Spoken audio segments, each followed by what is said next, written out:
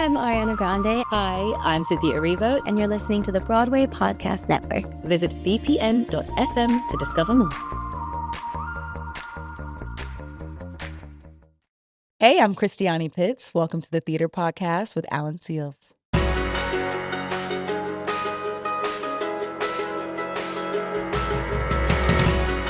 Hey everyone, welcome to 2026. This is Alan Seals, and you've reached a brand new year with a brand new episode of the Theater Podcast. Our guest for this episode is Christiani Pitts, and this is a really cool conversation because she has a story that involves a gross miscommunication, a nightclub, and Dave Chappelle, all before she was a teenager, and that kind of got her into down the path of like, well, I know I'm going to perform. I got to do it. So Christiani, you might know from King Kong or A Bronx Tale, but you didn't know her career started as a cow in a Nativity scene where she decided she was the main character. We get into some fun stories about her early days navigating the industry and avoiding scams, how she manifested doing an action movie on stage, and the very specific challenges of acting opposite a massive puppet, otherwise known as King Kong. We also touch on her current role in Two Strangers, Carry a Cake Across New York, and how she tackles mental health struggles physically rather than verbally. And as two parents, we talk about raising our kids who are smarter than us and why her daughter thinks she's actually the one starring in the show. So it's a fun, honest conversation. Find me online. Find me on Patreon or Spotify if you want to watch the video version. And now everyone, please enjoy this episode with Christiani Pitts. Here you go. 1, 2, 3.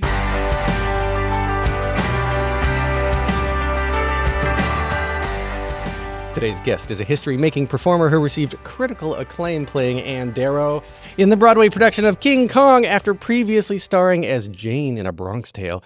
On screen, she played Beverly in the Netflix romantic comedy Resort to Love and starred as Pernessa in Power Book 3 Raising Kanan, with additional credits including Elementary, Evil, The Good Fight, Blue Bloods, and Dead Ringers. She is currently starring as Robin.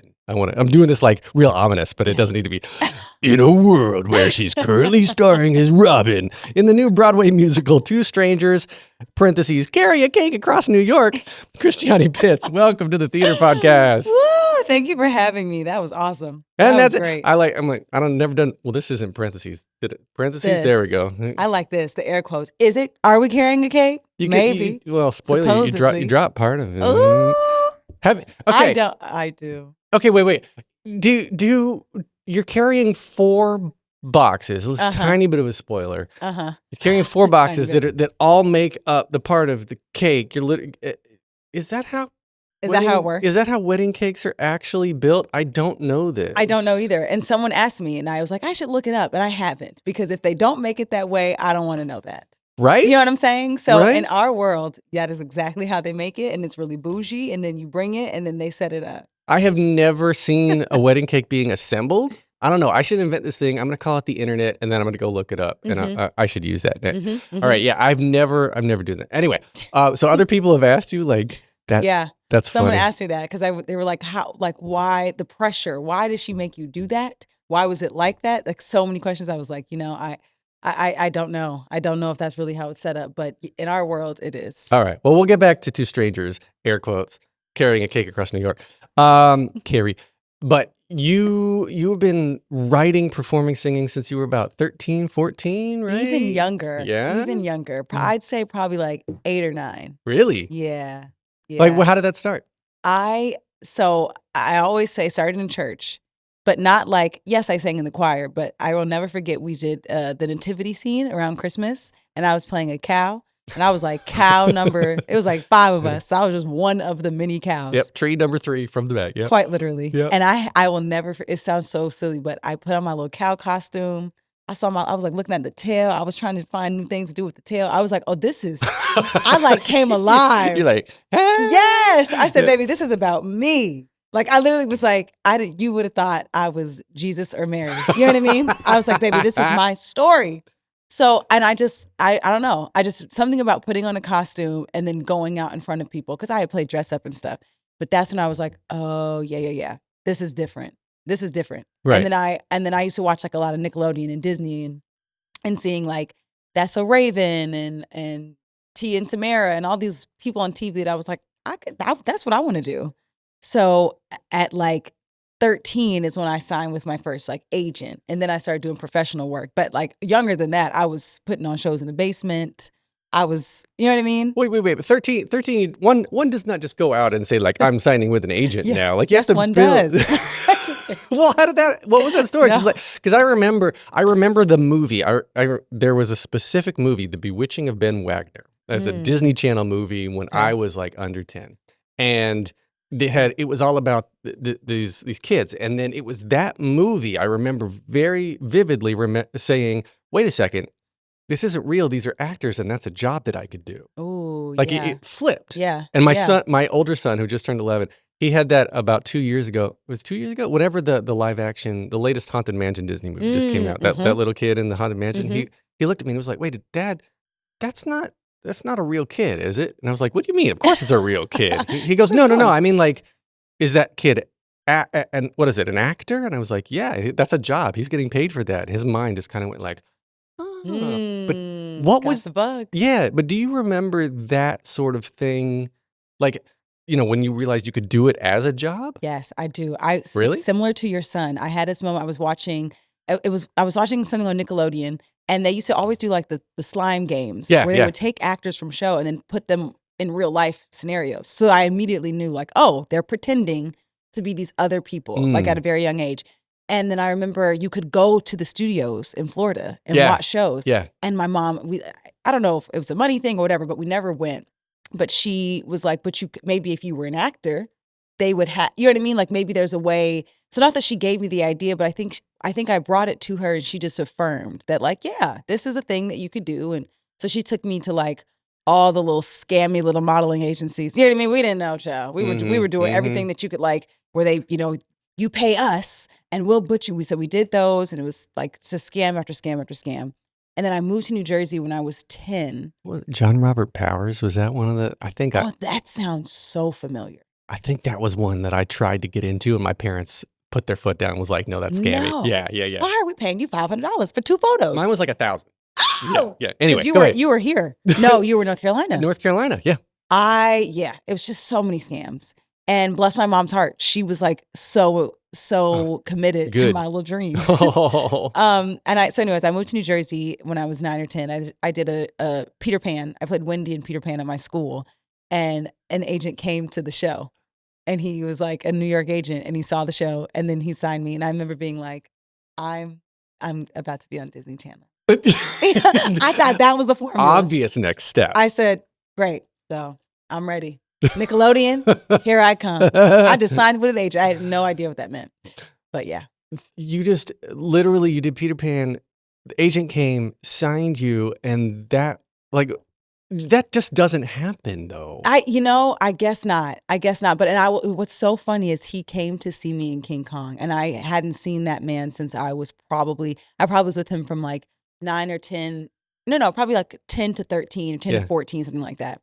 And I hadn't seen him, and he came to see me in King Kong, and I was like, oh my goodness, like, thank you for taking a chance on me. But you know what? I think I went to a performing arts sort of elementary school in New Jersey. So I think he maybe had another client in the show or something like that, like another child actor. He was there for another person. And I remember my dad being like, this is a scam. And he was like, no, like these are my clients. These are my, and then with him, I did a bunch of commercials. Wait, would your dad think it was a scam because you didn't have to pay him at first? Probably. He was like, oh, y'all not setting me up. Right. You didn't ask for my checkbook. Yep, nope. No, that's actually how it goes. Yeah. But we did end up signing with him. It kind of changed my life because I think it validated my like dreams. Yeah. So even though I wasn't on Disney Channel, I wasn't on Nickelodeon, I was actively working in New York City. And my dad loves to tell this story about one time I was supposed to go work a comedy show. Dave Chappelle partnered with somebody and like hosted a kids stand-up night. Go on. Okay. I was one of the acts. Interest is piqued. Yeah. Okay. And baby, I got some chops. One of these days I want to do stand-up. I don't know when. Oh, okay. We'll put a pin in that. We'll come back to that. Okay. So I take it very seriously. I got this stand-up thing. There was some miscommunication between my babysitter and my dad, and no one came to get me. So I arranged with the other girl that was in the show on like AOL instant message or something. I was like, can I curse on here? I'm so sorry. Yeah. On something. And I was like, can you come get me? I'm about to be a star in 10 minutes. Like, you got to come get me. So her mom, is it her mom or her babysitter? One of them takes us from New Jersey to New York to this nightclub to do this stand-up. Okay? My dad gets to the house. You're gone. Nowhere to be found. The babysitter, my dad calls the babysitter, where are you guys? Oh, I'm home. There was some sort of miscommunication. So my dad panics. He's calling everybody. Somehow he finds out that I am where? At a nightclub in New York City. Mind you, I'm 12. I'm 11. I'm not old enough to be doing any of this by myself. So he says that he comes into this nightclub. He's freaking out. He's like, where's my child? And I'm downstairs with my headphones on like this. Like, he said, the way he tells it is ridiculous, but he brushes and they're like, oh, she's in the basement. He's like, oh Lord, why is she in the basement? He said, he goes down and I've got my headphones on. I'm like this. And he's like, Tony, like, takes the headphones off. And he said that I was like in the zone, listening to music, dropping in like I was about to go do a Netflix special. Right. You couldn't tell me. There was like 8 people in the audience. Anyways, that's when he knew that like, she waits for nobody. She is not playing with us. How did you get to New York City what is wrong with you? Like, you can't do that. But I see that like, we need to stop playing with you and we need to invest in your career for real and like not let this happen again. I love that. There's a through line that I've been able to pick out of stories like this over however many hundreds of episodes I've done, that it's parents enabling what the kids love, not forcing them to do it, because they're not going to do it if they don't want to do it. Correct. But it's spoiling them to give them the tools they need when they love something. Yes. Yeah. And your dad all of a sudden realizing like, well, I mean, she can get herself kidnapped and unkidnapped, Right. but she's going to really be doing this. Yeah.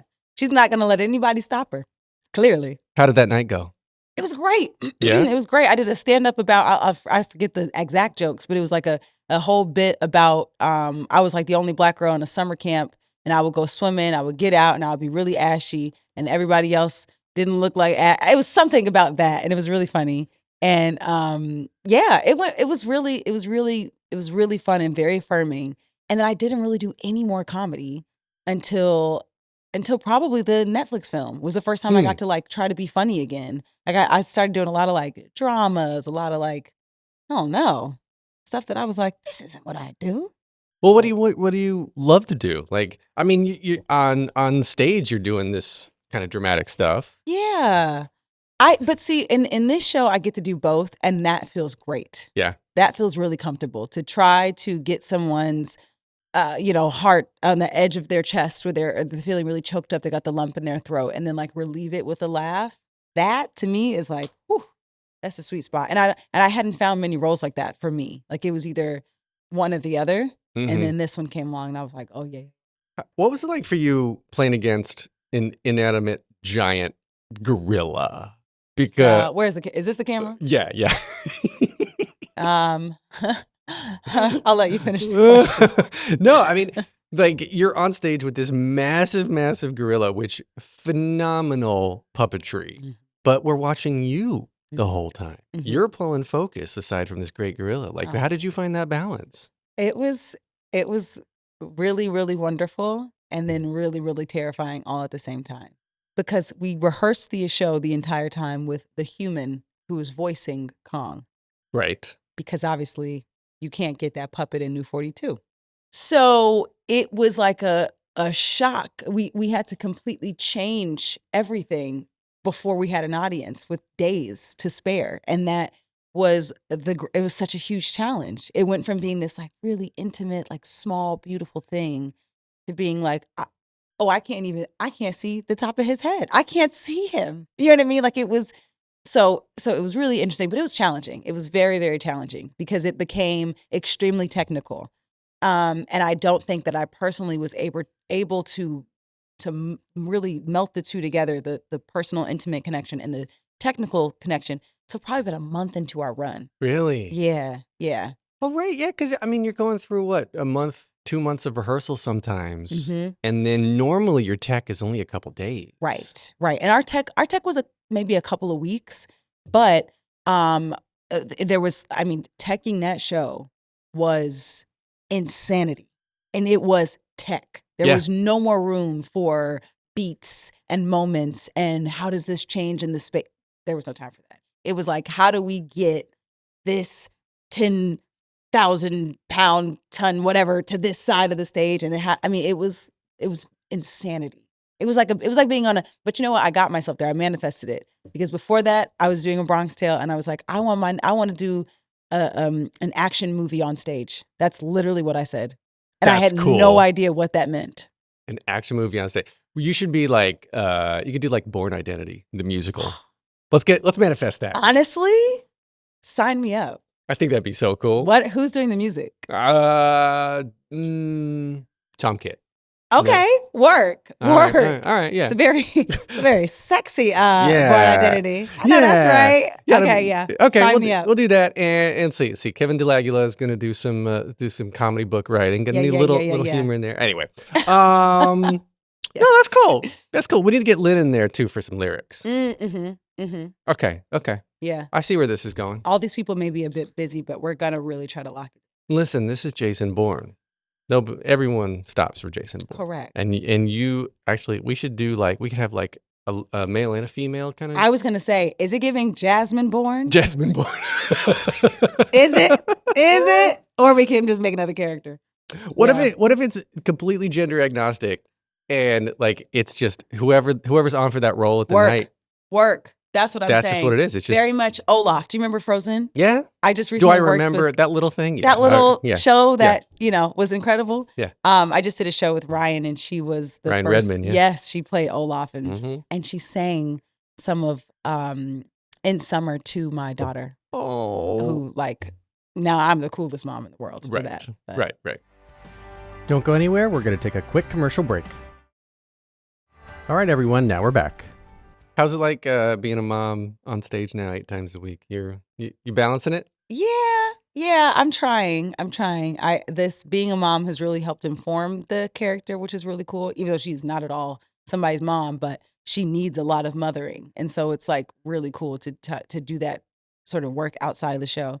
But it's difficult.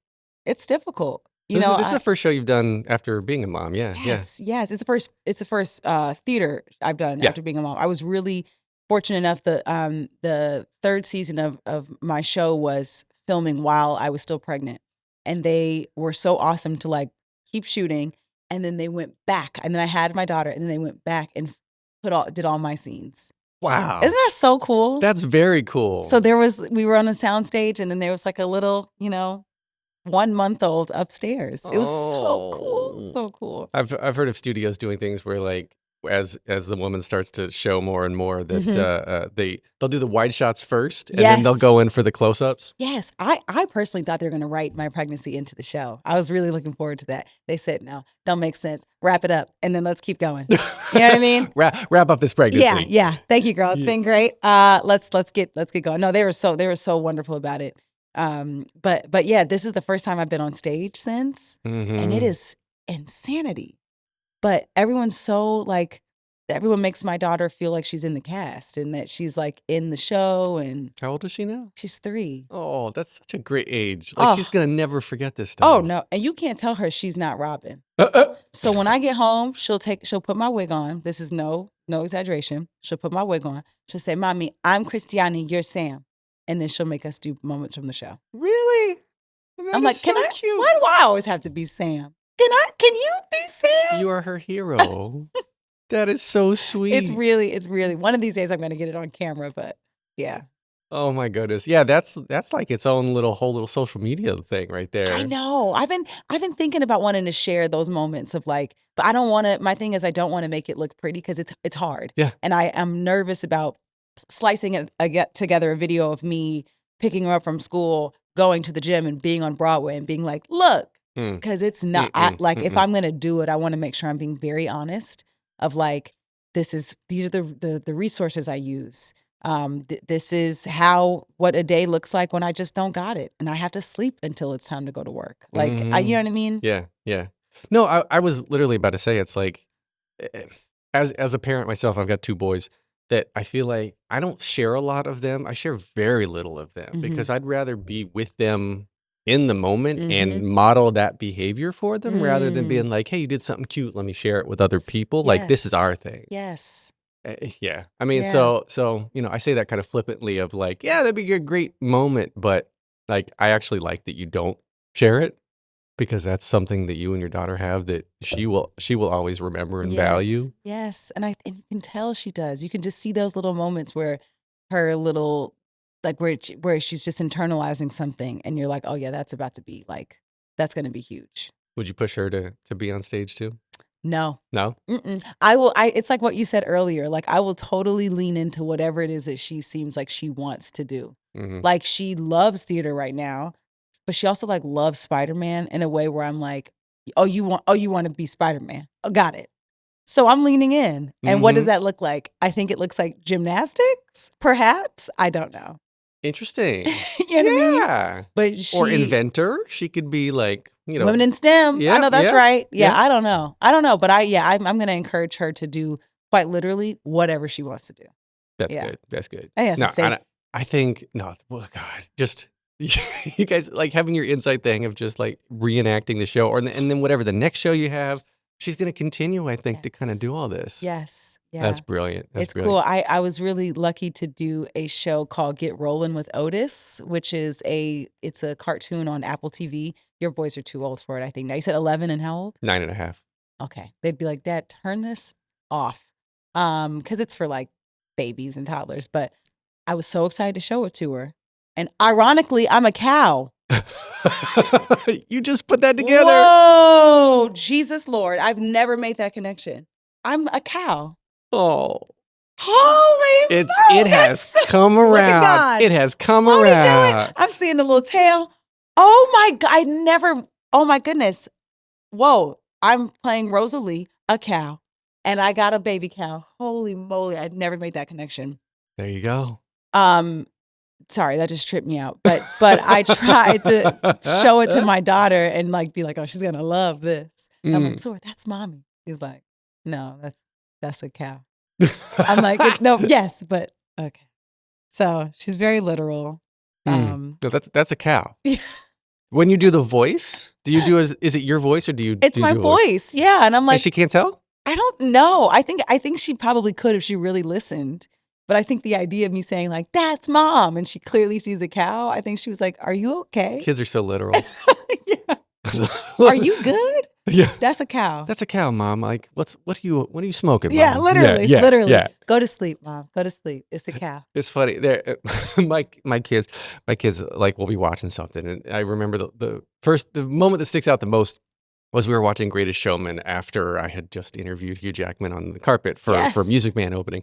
And I was like, and I showed him a picture. I was like, hey, look, Dad, I just talked to that guy. And they were like, so? And now whenever we see people on TV, they're like, Dad, do you know that guy? Do you know that girl? Anybody? Yeah, I'm like, well, I've met them. I don't know them. Like, we're not friends. They're like, okay, cool. Oh, but they didn't forget it. No. And they may be saying that to you, but at school, they're like, yeah, my dad, that's their norm. That's their norm, though. That's totally their norm. Like, we live in Brooklyn, so like Peter Dinklage is in our neighborhood, and Ethan Hawke is in our neighborhood, and like they don't know who any of these people are amongst apart from anyone else. Right. Which is kind of nice. That's probably better that way. Yeah. That's I mean, better. they just don't care. Mm-hmm. Like really. Oh man, last night, what were we were talking about? We were talking about our current.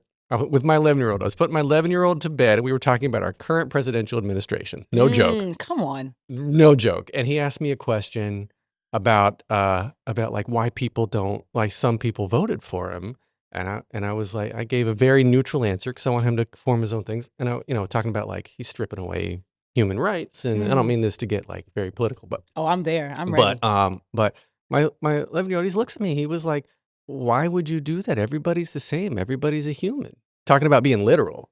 And I was like, exactly. That makes me so proud. I told him, I was like, it makes me so proud that that is your first response. Mm-hmm. That's your first thought. Mm-hmm. Like, and good, that good for you. He knows that to be true. Yeah. That is his truth. Yeah. Oh, wow. That is, well, one, you're clearly doing a very wonderful job. Thank you.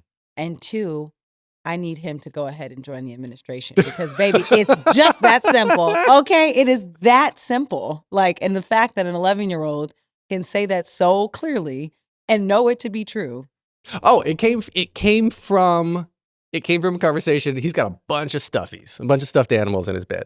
And once we took a trip to Japan about a year ago, and when we were in Japan, we got a stuffed animal that was made in Vietnam. And most of the times, he noticed, he's like, most of the stuff we get in the United States is made in China. Why is this one made in Vietnam? And we were talking about like socioeconomics and like all sorts of the way that countries partner, trade with each other, and like China versus Japan versus all other countries. And his mind was just like, and then we started talking about all this stuff. And I was like, yeah, our current presidential administration is kind of destroying relationships with blah, blah. He's like, well, how come things don't get made in America? I'm like, well, they do, but it's a lot more expensive because of X, Y, Z.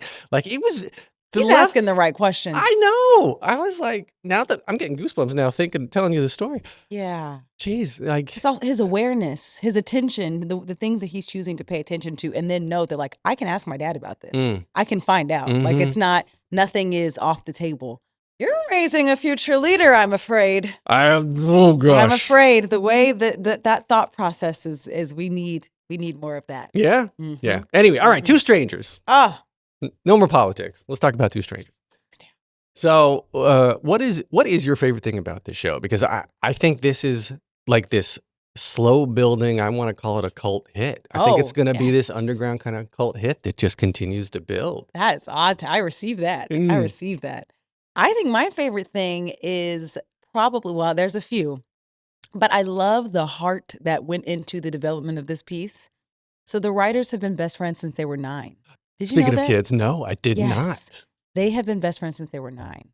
So that is the fabric of the piece. Even though it's about strangers, the amount of like love and like genuine friendship that is like in the fabric of the piece is one of my favorite parts.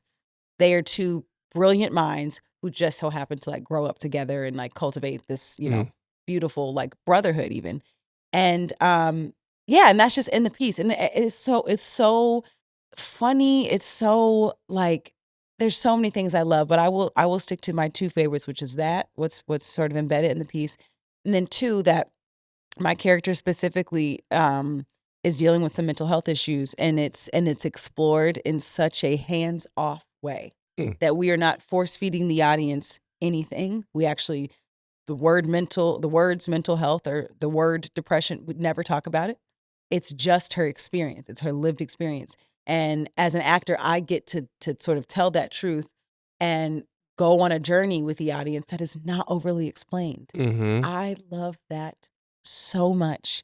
And it's such a challenge because the show is very funny. And so you never know if people are going there with me or not. I can't tell. And then the show ends. And then I get to speak to people after the show and I get to hear from people. And I'm like, oh, okay, great. Awesome. We're doing both things. We're like letting people laugh, but we're also sort of like shining a little bit of not even a flashlight, just maybe just a little reflection on like, it's okay to not be good. It's okay. Things are kind of scary right now. And that's fine. And that sometimes not being okay looks like going to work every single day, going out with your friends, showing up. Like that can also be a sign of I'm not doing so well. Yeah. And we don't really see that on stage. So it was so cool to play a character who is going through for the most part, she looks fine. Yeah.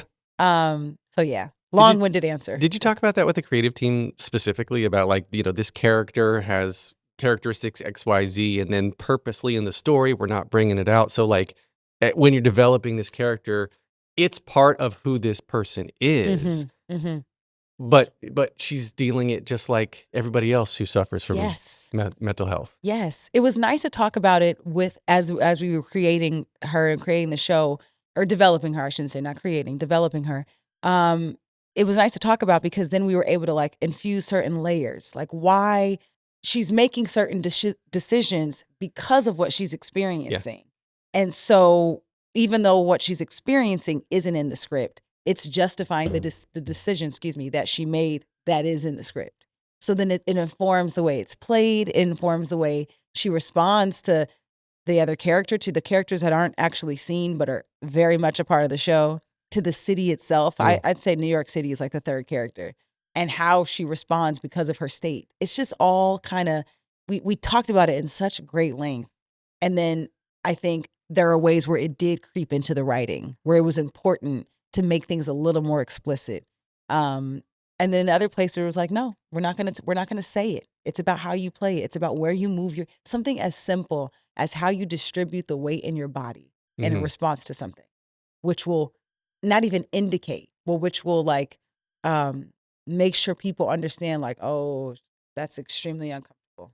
Right. Yeah, leaning back or Yeah, Yeah, you're right.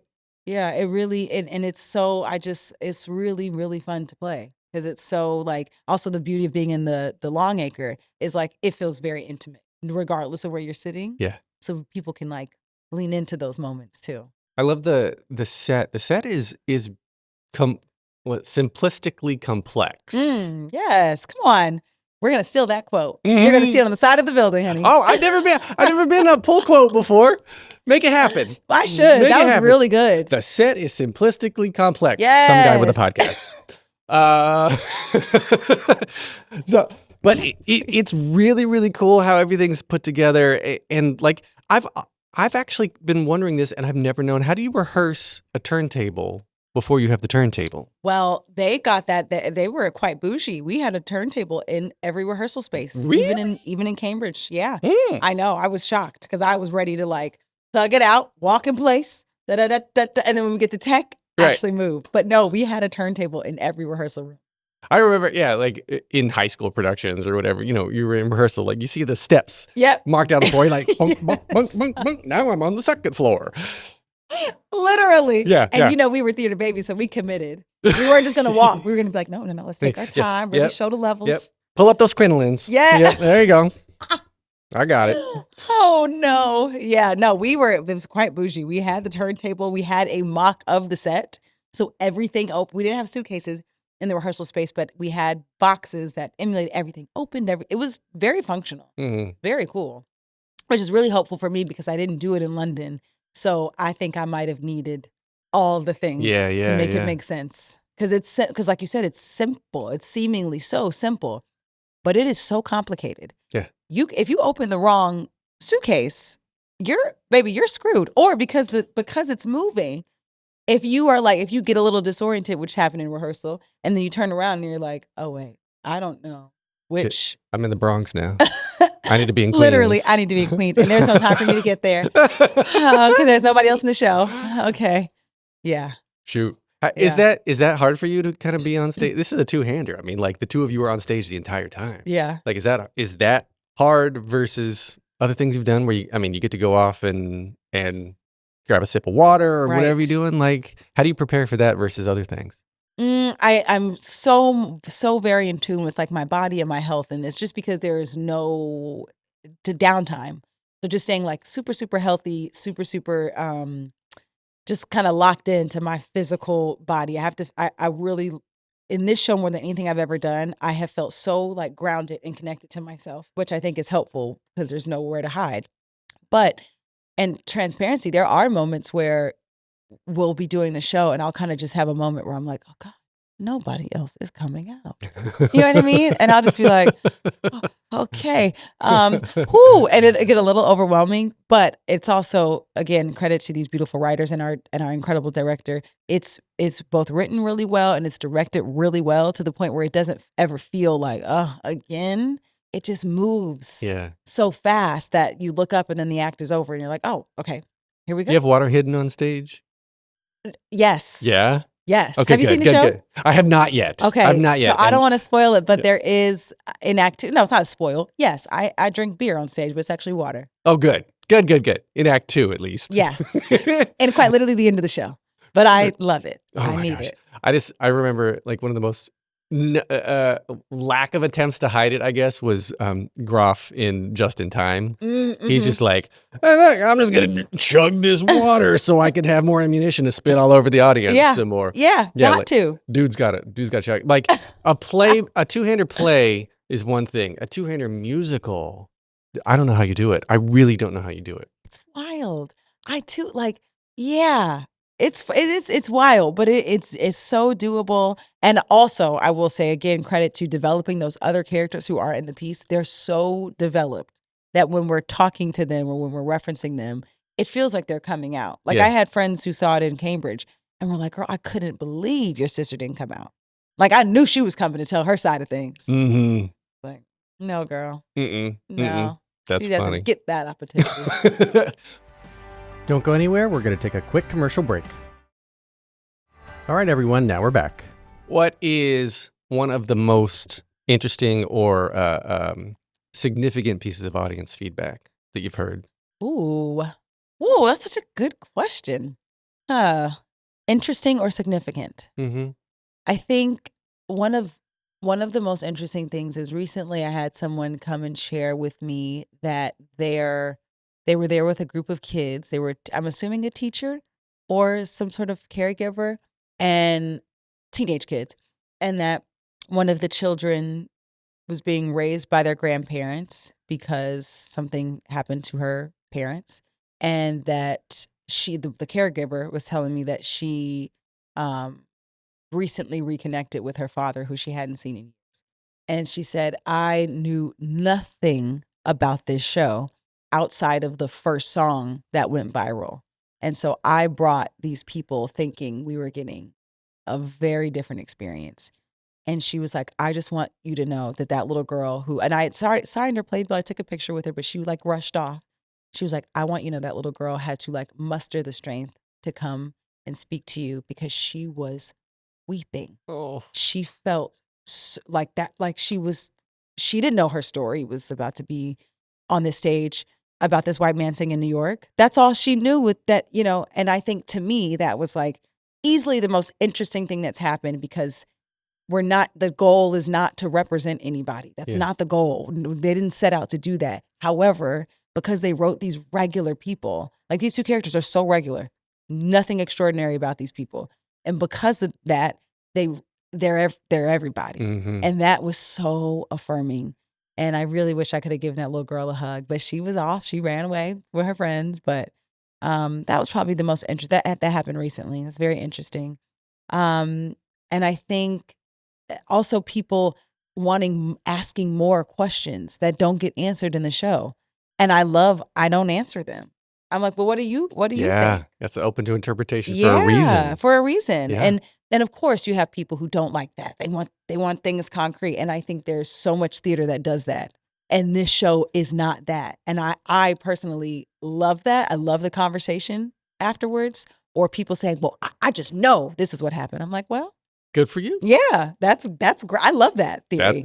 I love it. I love it when people make their own definitive decisions when things are left open-ended. Yeah. Because that's the whole point. That's the whole the whole point of all that. I love that. That's the whole point. Yeah. All right. So as we wrap down here, I always say that. Wind down, wrap down. We wrap down. I've got plot in 60 seconds. We're going to play a little game. Oh, Lord. So bad at games. Well, this is fun because you can make it up. Oh.